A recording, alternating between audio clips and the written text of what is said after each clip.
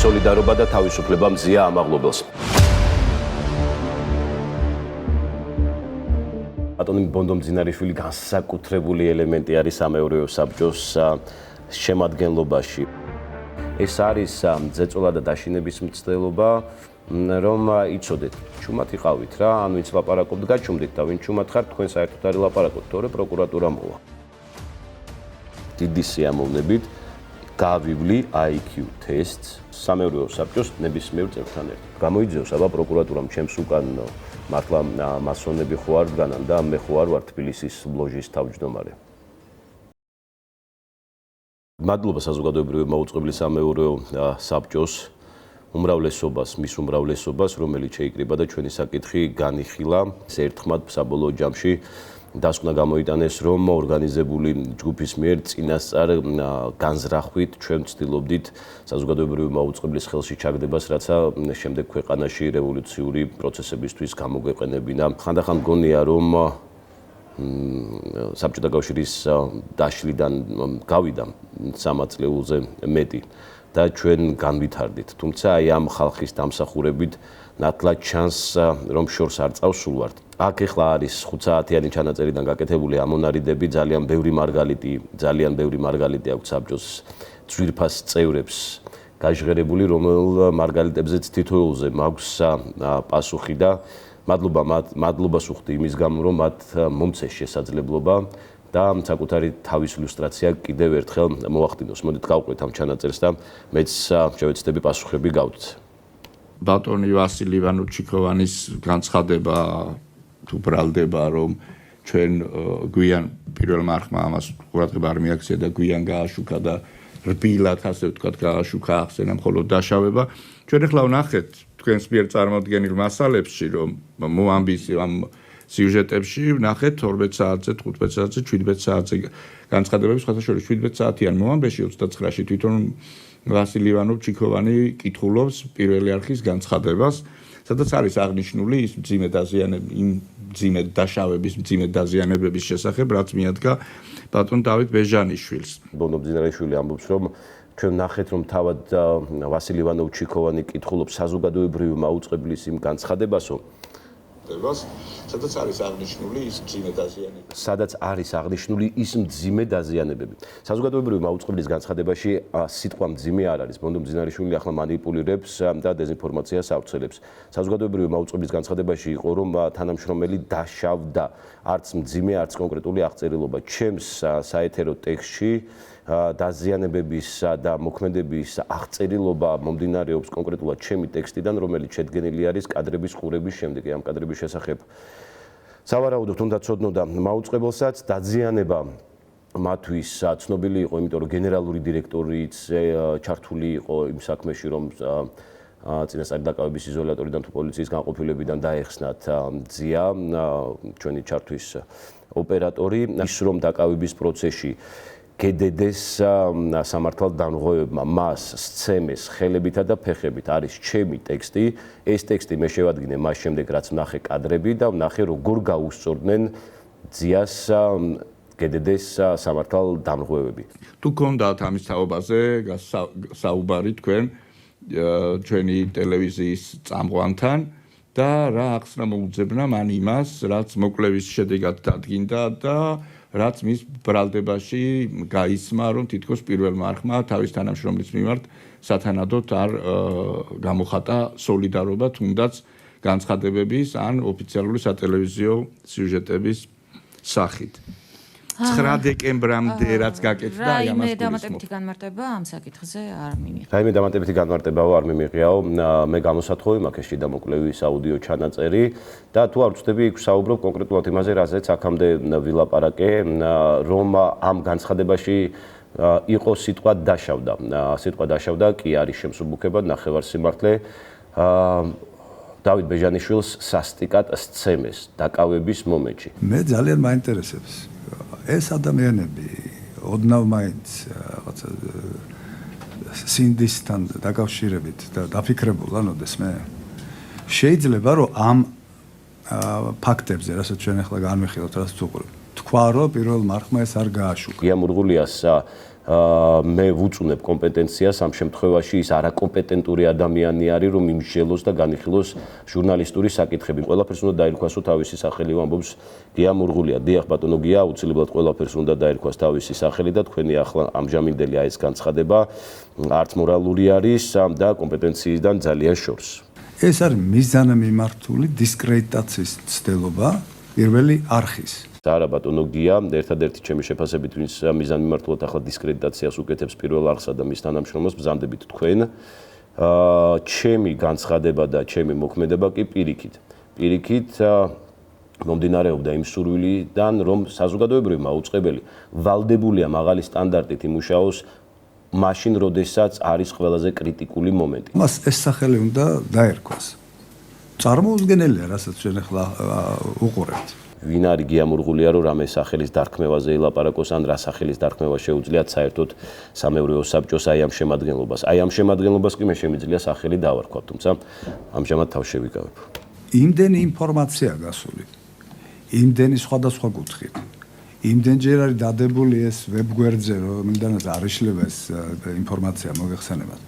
აქ ამ შემთხვევაში რაოდენობაზე აკეთებს გია მურღულია კიდევ ერთხელ აქცენტს. შეიძლება რაოდენობრივად ბევრი არ იყოს ერთი, მაგრამ იმდენად ხარისხიანი, რომ მას ჰქონდეს ეფექტი. და შეიძლება იყოს ძალიან ბევრი და ძალიან უეფექტო. აქ ხარისხი არის და შინაარსი არის ყურადღება გასამახვილებელი ბატონო გია. შეიძლება ბევრჯერ თქვა სისულელე და ეს აუცილებლად სისულელე დარჩება. შეიძლება ერთხელ თქვა სიმართლე და ეს აუცილებლად ადრესატამდე მივა. გამოდიან აქა და ლაპარაკობენ გაავებული სახეებით და აგრესიულად, რომ პირველი არხი მალავს რაღაცა ინფორმაციას, არაჩვენებს ჩვენს საზოგადოებას. მე ვფიქრობ, რომ მათ ოდნავ მაინც ინდისი თუ შემორჩათ, ბოდიში უნდა მოიხადონ ამისთვის. თუ ეს საკმარისი იქნება. მურღულია ახლა აქეთ იშვერს თიც, რომ ოდნავ მაინც ინდისი თუ შემორჩათ, ბოდიში უნდა მოიხადონ, არა და მე წინასხდომაზე ვასილ მაღლაფერიძემ ბრალდება წამიყენა, რომ მე მას დედა შევაგინე, რასაც ბუნებაში ადგილი არ ქონია. ეხლა ეს არის გაღმა შეიდავე, გამოღმა შეგრჩება პრინციპის. თავარია შენ ადამიანი ძალიან მძიმე ბრალდების წინაშე დააყენო, რომ მას თავი ამართლებინო. თუმცა, როდესაც ადამიანი მართალი არის, ამ შემთხვევაში მე საკუთარ თავს მართლად მივიჩნევ, მე არაფერი არც საბოდიშო მაქვს და არაფერი და საბოდიშო ვისაც აქვს, იმან უნდა მოიხადოს ბოდიში. სხვა ინფორმაცია რო არ გასულიყო ეთერში, მარტო 18 საათიან გამოშვებაში ჩიქოვანს აქვს ქრონოლოგიურად და დაწვრილებით განმარტებული ეს ინფორმაცია ქორძის დაშავების შესახებ. დიახ. ჩიქოვანს ჰქონდა. სხვას თუ ჰქონდა. და რატო არ ჰქონდა? რატო არ იყო? ქრონოლოგიურად და დაწვრილებით ჩიქოვანს აქვს ქრონოლოგიურად და დაწვრილებით. კი ბატონო, სხვაგან სად არის ეს ქრონოლოგიურად და დაწვრილებით? მე საინფორმაციოში რომ მუშაობდი, სხვა კუთხითაც გავაკეთებდი, თქვათ, მოვიძიებდი ზვიად ქორიძე, საშუალო შემოსავლის მქონე ადამიანი, როგორ ცხოვრობს ამდენი ხანი შერატონში და აი რას აკეთებს და რატომ აღმოჩნდა იქ და რისთვის აღმოჩნდა, ესეც საინტერესოა მოსახლეობისთვის. მე მოვითხოვე, როდესაც ვნახე, რომ წინა გამოშვებებში ზვიად ქორიძეს ინტერვიუ არ ქონდა, ვიკითხე რატო არ ქონდა ეს ინტერვიუ, მითხრეს, რომ ზვიად ქორიძემ მერაბ წულუკიძეს არ მიცა კომენტარი. მე მივუგი ამაზე საპასუხოდ, რომ არსებობდა ღია წყაროებში ზვიად ქორიძის ინტერვიუ, ჩვენ შეგვიძლია და პრაქტიკაში გქონია, უნდა ავიღოთ და ამ ინტერვიუთი სახელდება კონკრეტული სახელები და გვარები და არის დეტალური აღწერა კონკრეტული პირის მიერ მასზე განხორციელებული თავდასხმისა. და თქვი რომ ეს ავიღოთ და ჩავსვათ 6 საათიან გამოშვებაში. ეს ასე არ მოხდა. მე ეს ინტერვიუ მქონდა გაშიფრული და სიტყვასიტყვით დეტალურად აღწერე ზვიად ქორიძის ნაამბობი. მანამდე ჩემს ტექსტში იყო ფაქტობრივი გარემოებები. მას როგორც ჟურნალისტ უჩნდება სურვილი რომ გაარკვიოს ზვიად ქორიძე რატომ იმყოფებოდა კონკრეტულ სასტუმროში. ამ შემთხვევაში ეს არ არის რელევანტური ჟურნალისტისთვის. იმ ახალი ამბიდან გამომდინარე, რომლის გაშუქებაც ხდება. ადამიანზე განხორციელდა თავდასხმა, იგი საუბრობს თავდასხმაზე და ახალი ამბავით შეეხება კონკრეტულად აი ამ თავდასხმის დეტალებს. ჩემი ბრალდება შეეხებოდა იმას, რომ ზვიად ქორიძის ინტერვიუ არათუ ჩვენ დღის გამოშვებებში არ ვქონდა, არამედ დღის გარკვეულ ეტაპზე ჩვენ ზვიად ქორიძის მიერ დასახელებული პირების, ანუ დიმიტრი სამხარაძის საპარლამენტო უმრავლესობის ერთ-ერთი წევრის სახელი და გვარი არც კი ვქონდა გაჟღერებული საერთოდ. სასტუმროში როგორ ცხოვრობს, საიდან ცხოვრობს? აი ეს არის, ანუ ჟურნალისტისთვის, მისთვის ახლა თავდასხმის შემთხვევაში არის საინტერესო ამ ადამიანისთვის, საიდან ქონდა ზვიად ქორიძეს შესაძლებლობა, რომ სასტუმროში დარჩენილიყო. თამილა ისიც უნდა ითქვას, ალბათ რომ საინტერესო ისაა, რომ ციხეში მყოფ ზია ამაღლობელს სოლიდარობას უცხადებს შერატონის ძვირადღირებული ნომრი და ზვიად ქორიძე. საზოგადოებრივი მაუწყებლის სამეურვეო საბჭოს წევრებს შემოაქვთ დისკუსიაში, როდესაც განიხილავენ შიდა მოკვლევის საკითხს და მათი განხილვის საგანი არის, რომ ზია ამაღლობელს სოლიდარობას უცხადებს ზვიად ქორიძე შერატონ ბათუმის ძვირადღირებული სასტუმროს ფოიედანო. ანუ აქ ისევ მორალი, აქ ისევ ისა, ანუ საქმიდან სხვაგან მიდიან და ეს ადამიანები ესე მეურვეობენ საზოგადოებრივ მაუწყებელს. რაჯობია სწრაფად მოვატყუოთ მაყურებელი თუ ოდნავ მოგვიანებით მივაწოდოთ დაზუსტებული ინფორმაცია. როდესაც ინფორმაციის წყარო არის გელამთევლიშვილი, რომლის ობიექტურობაში და ზოგადად პროფესიონალიზმში მე პირად დიდი ეჭვი მებარებ. ინფორმაციის წყარო დაასახელა, წყაროების გადამოწმება აუცილებელი არის. პირველი ინფორმაცია მე მგონი მართლაც გელამთევლიშვილმა გაავრცელა, რომ ადგილი ჰქონდა თავდასხმას. ამის შემდეგ მალევე რამდენიმე ტელეკომპანია მივიდა ადგილზე, მათ გადაიღეს და ჩაწერეს ზვიად ქორიძე. გადაიღეს შემთხვევის ადგილი და ჩაწერეს დაზარალებულის კომენტარი, რომელიც დეტალურად აღწერდა მომხდარს. წყაროს მიერ გაჟღერებული ინფორმაცია მალევე გადამოწდა და ღია წყაროებზე იყო იგი ხელმისაწვდომი. და ჩვენ უბრალოდ გელამთევლიშვილის განცხადების შემდეგ თვალყური რომ მიგვედევნებინა ამ ღია წყაროებისთვის, უფრო სწორად ვცოდოთ და სხვა ტელეკომპანიები ან სხვა ინფორმაციის საშუალებები რაზე საუბრობენ, ამის გაკეთება ძალიან სწრაფად და ძალიან მალე არის შესაძლებელი, როდესაც ესეთი ამბავი ხდება. ჩვენ საუბრობთ გელამთევლიშვილზე. ახლა გადავიდა საუბარი გელამთევლიშვილზე, ვინ არის, რა არის, როგორი არის, ანუ გელამთევლიშვილის გაშავებას ცდილობენ საზოგადოებრივი მაუწყებლის მეურვეები. ჟურნალისტი, რომლის მთის ამბები უცხოური ძალის ინტერესების გამტარებლად არ უცხოური ძალის გამტარებლად არ რეგისტრირდება უცხოური ძალის. ახლა ცოტა ხანი შეიძლება აგენტიც უწოდოთ. გადამოწმება უნდა ინფორმაციას, რომელსაც ის მოგვაწვის, რომ მას ჩვენთვის არ მოუწოდებია ინფორმაცია, მან ეს ინფორმაცია გაასაჯაროვა. ყველა ინფორმაცია სჭირდება გადამოწმება. და ეს უნდა მოხდეს მალე, სწრაფად და უნდა გქონდეს სურვილი, რომ ეს გავაკეთოთ. ზვიად ქორიძეზე ალბათ უნდა იმსჯელოს რაღაცა საბჭორო აქვს შექმნილი იმან, რამდენად სწორად მოიქცა როგორც ჟურნალისტი მედია საშუალების მიმართ და განსაკუთრებით საზოგადოებრივი მაუწყებლის მიმართ. და როდესაც ჩვენი მაუწყებლის მიმართ აქვთ პრეტენზიები, სწორედ ის უნდა გაითვალისწინოს, რომ პრეტენზიის უფლება საკუთარ თავს უნდა მისცეს ადამიანმა მხოლოდ მას შემდეგ, როდესაც მას თვითონ არ ექნება ჩადენილი ისეთი რამ, რომელიც არა მხოლოდ საპრეტენზიო, არამედ ძალიან სერიოზული, ასე ვთქვათ, პროტესტის საგანით შეიძლება გახდეს. როგორ რაღაცას ამბობს ახლა ბონდო მძინარიშვილი, რომ თუ ადამიანი მაგალითად რაღაცის გამო, კი ბატონო, მოხდა ეს რაღაცა, გრძელდება ხო ცხოვრება და უკანონობას თუ კიდე ნახავს, ამის შესახებ არ უნდა თქვას რა, ანუ თავისუფლება არ უნდა მისცეს, რომ ილაპარაკოს. სიმართლე არ უნდა თქვას, ესე იგი ადამიანმა. მე კიდევ ერთხელ ჯანმრთელობას უსურვებ ბატონ ზვიადს და იმედია კიდევ უფრო მეტად გამოჯანმრთელდება და ამგვარ რამეს სხვა დროს არ ჩაიდეს. არც საზოგადოებრივი მაუწყებლის და ვიტყვის ზოგადად არც ერთი ტელევიზიის მიმართ, იმიტომ რომ ეს არ არის სწორი საქციელი. ეს არ არის ჟურნალისტის საქციელი. ზვიად ქორიძეს აკრიტიკებს ბონდო მძინარიშვილი, მერწმუნეთ, რომ მისივე ლოგიკით ამის უფლება არ აქვს.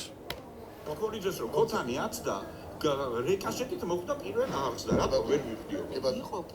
ლირიული გადახვევები აქვთ ახლა ამ ადამიანებს, ზვიად ქორიძის ინციდენტს მათ საკმაოდ დიდი დრო დაუთმეს ამ ინციდენტის განხილვას. მთლიანად ამ სხდომის განმავლობაში ყველა მწვავე საკითხი, რომელზეც ჩვენ ვილაპარაკეთ, ყველა ამ მწვავე საკითხზე გამახვილდა ყურადღება და ამ 8 ადამიანმა ისე განიხილეს ეს საკითხები, რომ სიმართლის დადგენის ნაცვლად შეეცადნენ ისრების სხვა მიმართულებით გადაეტანათ. ჩამოწერილი იყო, კოხრეიძე ამბობს, რა საკითხებზე უნდა მოხდესო დარტყმაო. სამეურვეო საბჭოს ხდომაზე საზოგადოებრივი მაუწყებლის თანამშრომლებმა ვილაპარაკეთ იმ პრობლემურ საკითხებზე, რომლებიც გვეხებოდა კონკრეტულად ჩვენ. მაგრამ ბატონი კოხრეიძისთვის საქმიანი მიდგომა ეთყობა მიუღებელი არის, გაოცებული არის ეს ადამიანი, როგორ შევძელით ჩვენ საზოგადოებრივი მაუწყებლის თანამშრომლებმა, რომ ის საკითხები, რომლებიც გვეხება ჩვენ, რომელიც არის ჩვენი მიგნება და რომელიც საჭიროებს აუცილებლად გამოსწორებას, რისი პირველი განცხადებაც გაკეთდა, რომ ჩვენ მენეჯმენტთან ამაზე გვემუშავა და ვთხოვეთ სამუშაო შეხვედრები, ჩვენ უბრალოდ ვერ მივახციეთ ამ გამოსწორებას და შემდეგ უკვე ამ ყველაფერმა მიიღო ეს ფორმა, რომ ჩვენ ეს ყველაფერი საჯაროდ დავაფიქსირეთ პრობლემები. ჩემი პირველი საჯარო განცხადება კიდევ შეგახსენებთ, რომ პოლიტიკურ გავლენას ეხებოდა და ამას არ ვცვლი ამ პოზიციას დღესაც ვასილ მაღლაფერიძე და მასთან ერთად ბორდის უმრავლესობა, სამეურვეო საბჭოს უმრავლესობა, ეს ადამიანები, რომლებიც ახლა აქ არიან შეკრებილები, არიან არჩეულები საპარლამენტო უმრავლესობის ქართული ოცნების მიერ და შესაძლებელი გახდა, რომ ამ კანონით, რომელთაც რეგულირდება სამეურვეო საბჭოს არჩევა, სამეურვეო საბჭოს უმრავლესობა ხელში ჩაეგდოთ ერთი კონკრეტული პოლიტიკური ძალის მიერ არჩეულ პირებს. მესმის ფრაზა წამყვანიზია, რომელიც ამდენი წელია საინფორმაციო გამოშვებას უძღვება, რომ მტკიცებულებები არ აქვს, მაგრამ ალბათობა არსებობს, იმიტომ რომ შეხმატკივებული ურთიერთობა აქვს. ეს რა არგუმენტებია და ამასთან დაკავშირებით რა პასუხები გაგცათ ბატონმა ვასილ ივანოვ-ჩიქოვანმა? ბონდო მძინარიშვილი განსაკუთრებული ელემენტი არის სამეურვეო საბჭოს შემადგენლობაში, განსაკუთრებულად აგებს პასუხს, ჩემზე ამბობს ბატონო ბონდო, ყველაფერზე მაქვს აბსოლუტურად პასუხი. მე ვთქვი, რომ ვასილ მაღლაფერიძე არის პოლიტიკური ინტერესების გამტარებელი საზოგადოებრივ მაუწყებელში. ამ საბჭოს სხდომას ჩვენ რომ ახლა ვუყუროთ, ვასილ მაღლაფერიძე არაერთხელ ადასტურებს, რომ დიახ, მას აქვს ყველასთან შეხმატკბილებული ურთიერთობა და რასაჭირო არის კაბინეტში ვინმესთან შეცვლა, როდესაც ეს ტელეფონითაც კი არის შესაძლებელი, რომ გარკვეული გავლენები გაატაროს. თვითონ არ უარყოფს ეს ადამიანი, რომ ყველასთან შეხმატკბილებული ურთიერთობა აქვს, თვითონ არ უარყოფს, რომ იგი არის პოლიტიკური პარტიის მიერ არჩეული და იგი არ უარყოფს ამ ყველაფერს. ჩემი დემონიზება იმის გამო კი არ ხდება, რომ უნდა გითხრათ, რომ ჩემს მიერ თამე პირო ამ ბატონისგან გასხვევით. მას თუ თქვენ მოკვლევა რომ შეგეკითხათ, არ ვიცი კითხეთ, მაგრამ მას აქვს რაღაც პირადი მიზეზები, მე არა მაქვს. მას აქვს პირადი მიზეზები, რატომაც შეიძლება იყოს და მე დაკვირით თუ პირდაპირ მივანიშნე ამაზე წინა სხდომას. მას აქვს პირადი მიზეზები. და მის ოჯახს, რა უყოთ ახლა ესეთი არის და ზოგჯერ კინოული გადაწყვეტილებები გიწევს, როცა ესე ვთქვათ ხელმძღვანელი ხარ. დედაჩემი, ჟურნალისტი დოდო შონავა, თითქმის 40 წლის განმავლობაში მუშაობდა საზოგადოებრივ მაუწყებელში. ვასილ მაღლაფერიძემ იგი სამსახურიდან გაათავისუფლა და მისი ბრძანება იყო უკანონო. და გაათავისუფლა ვასილ მაღლაფერიძემ დედაჩემი 31 დეკემბერს საღამოს 6 საათზე.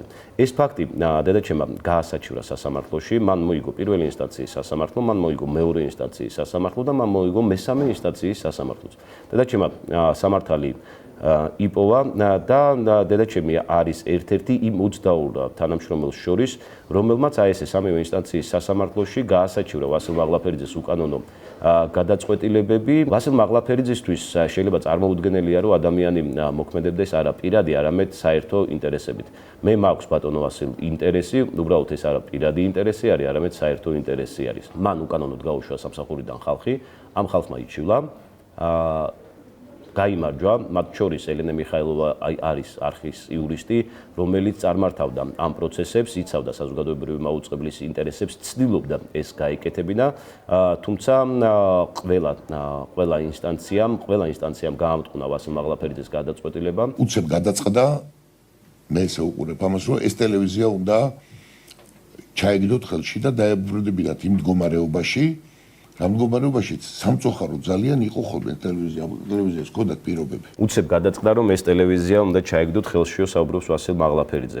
ბატონო ვასილ, თუ თქვენ შეგიძლიათ რომ განმარტოთ რა გზებით შეიძლება გარდა ძალისმიერი ხერხებისა ჩაიგდო ტელევიზია ხელში, ფრიად დამავალებთ და საზოგადოებასაც თუ განუმარტოთ, რა ვიცი, იქნება საზოგადოებამაც მიიღოს ეს თქვენი არგუმენტი და რაღაცა დონით სიმართლეც მაინც. სიმართლის მსგავსად. მე მაინტერესებს აი რაც ბელამაც იკითხა ეთერი და რა დგომა და გასვლა ეთერში გაუგონარი ადრეც თქვი და ხდომაზეც და ესწრებოდა აქ და მე ამას განმარტავო და განმარტა თუ არა თქვენთან მაინც უკან თქვა რომ მე ამის ახსნა მაქვს თუ ამას მე განმარტავო თუ რატო გააკეთა ესე სიუჟეტის დასაწყისში ისევ ძალიან ისეთი ელემენტი ბონდო მძინარიშვილი თავისი სახის გამომეტყველებითა და ესეთი ტონით რომ ასეთი რამ სოფლიოს არ ახსოვს გადაცემა სრულდებოდა და დასრულდა ისე როგორც სრულდება ხოლმე ხშირად საინფორმაციო გამოშვების ქუდით.